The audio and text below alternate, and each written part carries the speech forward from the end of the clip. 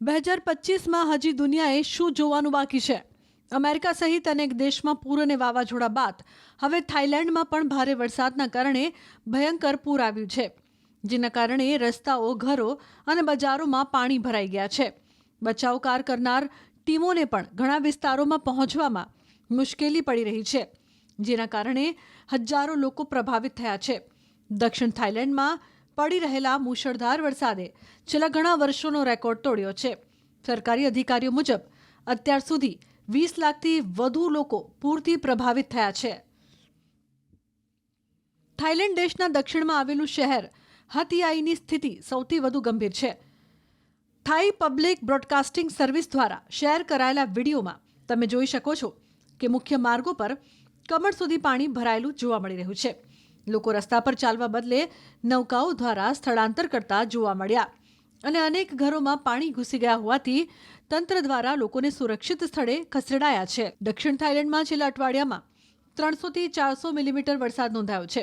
ગત શુક્રવારના રોજ હતિયાઈમાં 35 મિલીમીટર વરસાદ નોંધાયો હતો, જેને છેલ્લા 300 વર્ષનો સૌથી વધુ વરસાદ માનવામાં આવી રહ્યો છે.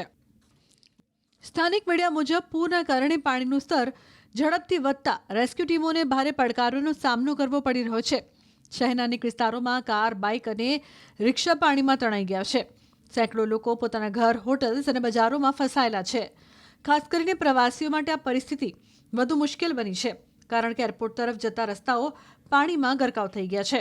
થાઈ નેશનલ ડિઝાસ્ટર મેનેજમેન્ટ સેન્ટરની ટીમો સતત કામ પર છે. અધિકારીઓએ ચેતવણી આપી છે કે આજે અને કાલે પણ ભારે વરસાદ ચાલુ રહેવાની સંભાવના છે. નદી અને ડેમોમાં પાણીની આવક વધી રહી હોવાથી તાત્કાલિક એલર્ટ જારી કરવામાં આવ્યું છે.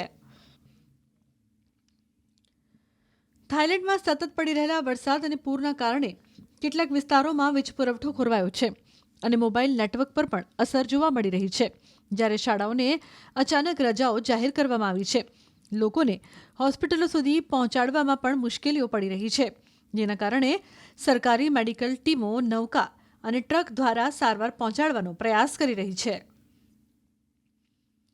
હટિયાઈ અને આસપાસના વિસ્તારોમાં મોટા શોપિંગ મોલ, માર્કેટ વિસ્તાર અને વ્યાપારી કેન્દ્રોમાં પાણી ભરાઈ જવાથી કરોડોનું આર્થિક નુકસાન થવાની ભીતિ છે. થાઈલેન્ડમાં એરક્રાફ્ટ કેરિયર દ્વારા લોકોને તબીબ ટીમો સાથે દવા મોકલવાની તૈયારી ચાલુ કરી દેવાઈ છે.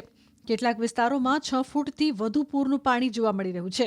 આ છેક 9 થાઈ પ્રાંતોથી લઈને પાડોશી દેશ મલેશિયાના 8 રાજ્યોમાં પાણી ફેલાયેલું છે.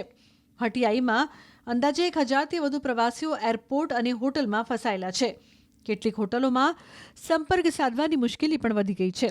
થાઈ મિનિસ્ટ્રી ઓફ ટુરિઝમે પીવાના પાણી, નાસ્તો અને અન્ય ખોરાક જેવી જરૂરી સહાય હોટલોમાં પહોંચાડવાનું કામ શરૂ કર્યું છે. આશરે 4000 મલેશિયન પ્રવાસીઓ દક્ષિણ થાઈલેન્ડમાં ફસાયેલા છે. ટુરિઝમ ઓથોરિટી ઓફ થાઈલેન્ડે ફોરેન પ્રવાસીઓને સૂચના આપી છે કે પૂરગ્રસ્ત પ્રદેશોમાં મુસાફરી ટાળો. સરકારી માહિતી મુજબ અત્યાર સુધીમાં ઓછામાં ઓછા 13 લોકોના મોતની પુષ્ટિ થઈ છે, જ્યારે હજારો લોકો ઘર છોડવા મજબૂર બન્યા છે. 22 નવેમ્બરથી શરૂ થયેલા ભારે વરસાદથી થાઈલેન્ડમાં પરિસ્થિતિ ગંભીર બની છે અને સરકાર દ્વારા રેડ એલર્ટ જાહેર કરાયું છે. તેમજ સ્થાનિકવાસીઓને ઘરોમાંથી બહાર ન નીકળવાની અને સુરક્ષિત વિસ્તારોમાં રહેવાની સલાહ આપવામાં આવી છે.